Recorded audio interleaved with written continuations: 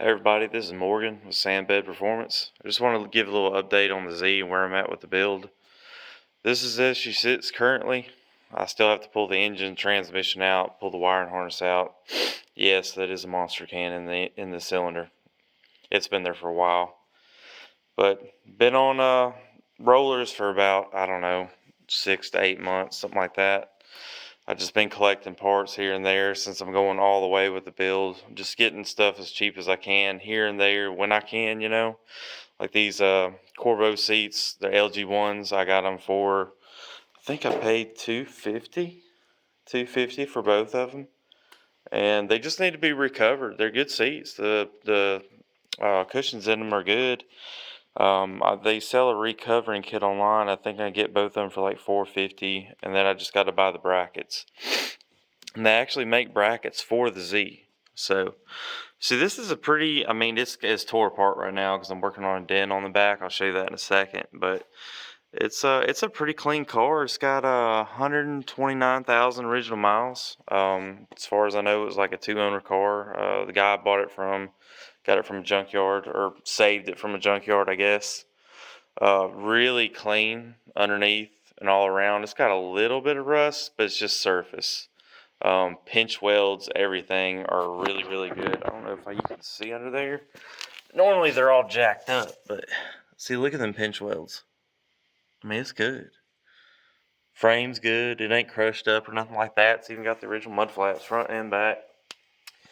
And these wheels came off of 89 that I got on trade. The car ended up having frame damage, so I stripped it.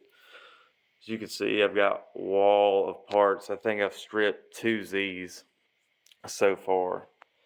And this one's like the front one's got a little dent. I think one of the rears got a little dent in it. I'm going to try to get them fixed. But at the back of the car, like this whole area right here was just pushed in completely. So I've just taken a hammer and dolly and just worked it out to the best I can. It's a little bit surface rust because I haven't worked on it in a while, but I still have a little gap to work on. But it's pretty close, pretty close. I'm trying to get as good as I can for somebody who's good with, a little bit of body work and finish it up for me when I get to that point. But yeah, it's a pretty clean old car. It's pretty straight body and all that. It's, like I said, I got tons of parts. This shelf is basically like engine parts, stuff like that, intakes, cams, cylinder heads. Then I got wiring harnesses. I think the next one, that's a Z32 trans, T-tops off of this one. Let's see, electronic parts, cooling, turbo hoses, AC, radiator, more T-tops. I mean, it just keeps going. That's all interior pieces, and over there's kind of like miscellaneous. I got a JP fiberglass body kit. I got the shaved rear bumper, 3-piece ducktail spoiler, and then the what do they call that? The Daytona front bumper. I'm not going to use that bumper. If anybody wants to buy that, I'll sell it for $100 plus shipping. I think I'm going to go with that one from, I think it's Night Premium Imports or something like that. They got one on there I really like. Yeah, so performance-wise, I've got the adjustable cam gears. And then also, let's see, move this box out of the way. I got a Maxima Fidanza flywheel with the Maxima clutch plate. I think it's stage 3. I probably need to get something a little bit heavier, but I'm going to try that for right now. And all that'll work with the Z32 trans.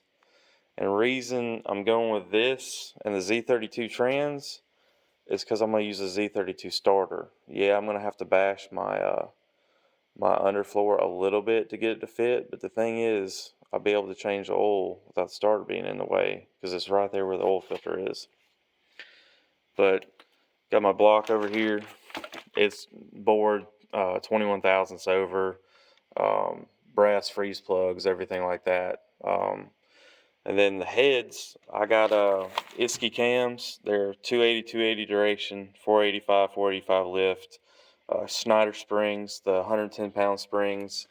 And then also, I got, I think he said call it Ferrea plus 1 millimeter valves, oversized valves on both sets.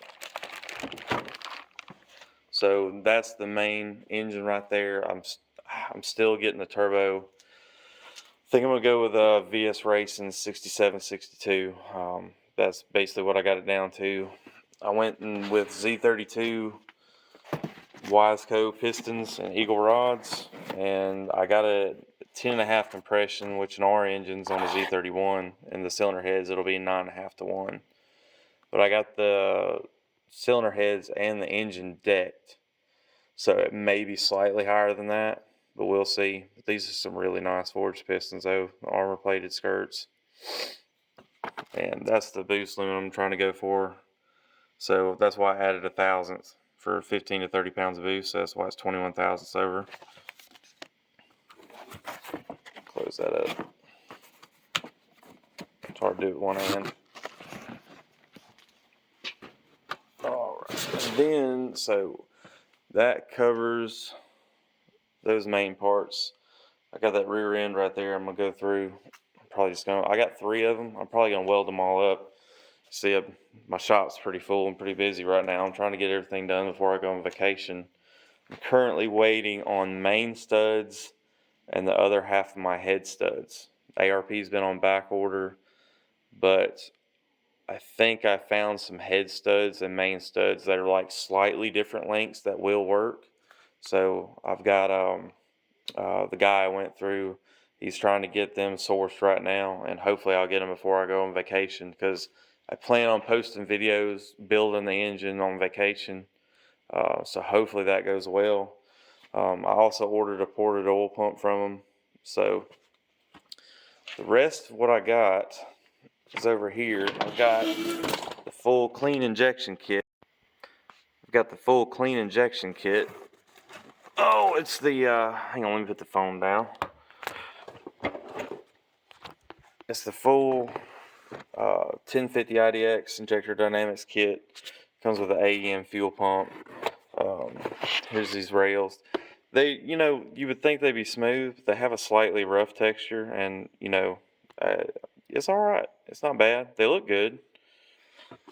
I'll show you those injectors. I'm trying to go for 700 wheel horsepower, but we'll see. I may have to go a little bit bigger injector, but that's where I'm going for now.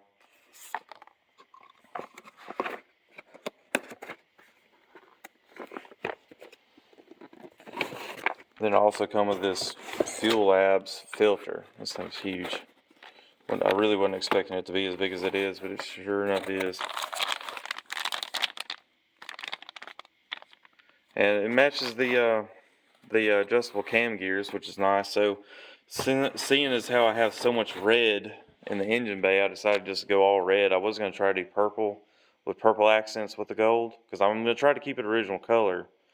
So, but I guess I'm just going to go red, just because the car is going to be called Raijin, the God of Thunder Japan. That's just what I want to do with the car. I thought it was a good name, something to put it on the tag, you know what I mean? Then also I have the Megasquirt Gold Box I bought off somebody on one of the Z forums. He used it in his track car. So I got all the sensors with it, 2.5 bar map, full plug and play harness with the original, already that was made into his car. So it is truly plug and play. I got 6 new LS coils to go on it as well. So I reckon I'm gonna run a cast trigger. I'm running AC. I'm gonna do a passenger side log manifold setup, because I don't really care about power steering, but in Alabama it's hot. It's very hot. So I definitely want to have AC. So yeah, I don't know if I can get a Ross, I think it's Ross, harmonic balancer that I can use a trigger on that would allow me to use AC as well, without having to get something like an electric AC compressor out of a what you call it, Prius or something like that. That's a lot of work. I feel like it's unnecessary.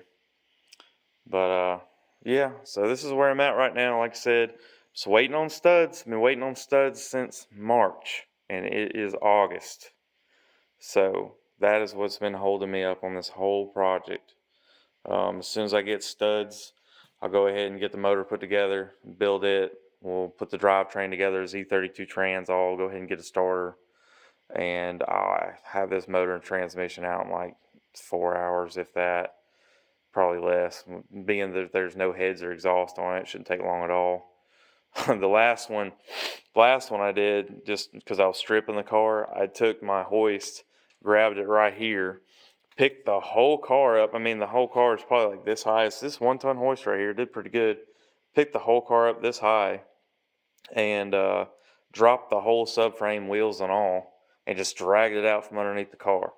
So I mean, it worked well. What I did, I took a bar, and after it was out from the car, I welded a bar across the struts, and took the transmission side and tied it to my little mule, and pulled it out of the shop and just set it out for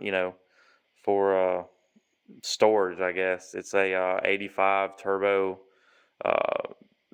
engine. It's got everything there. So somebody put a Pathfinder intake on it, and it's got a T5 transmission behind it. So if anybody needs any parts off it, just let me know. Like I said, I've got parts. I've got an MSA exhaust. I don't know if I'm gonna use it yet. I might get a full custom one done. I'm not sure.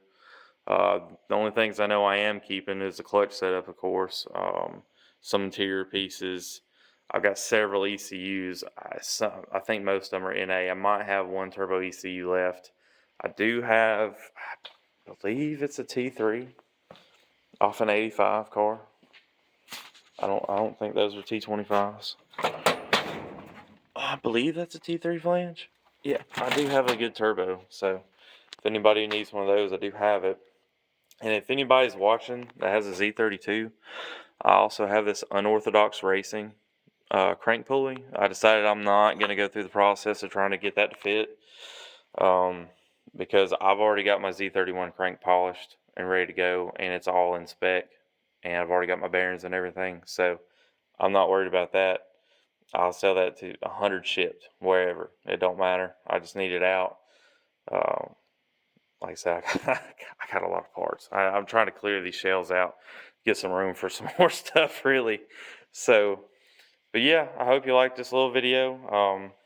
If you liked it, please subscribe to me. It helps me out. Give this video a thumbs up and like. Trying to get my videos out there since I just started. And just a little tidbit, the reason it's called Sandbed Performance is I built this nice shop last year, but used to I worked out of a 16 by 16 pole barn that I built from scratch with my father-in-law. And we live on a sandy hill. I mean, the water comes right down. I've had to do water work out front, but it was just the whole front of the shop was sand. And so that's where I was always working at, was in front of the shop. And so my father-in-law, he would always call it the sand bed garage. He's, coming out to help me in the sand bed garage. So I'm like, shoot, it's sandy down here too. We'll just call it Sand Bed Performance, since, this is what I love to do. So, but yeah, just that little tidbit of information there. But yeah, if you like this, just give it a thumbs up. Subscribe to me if you don't mind. It really helps me out. And we'll see you next time.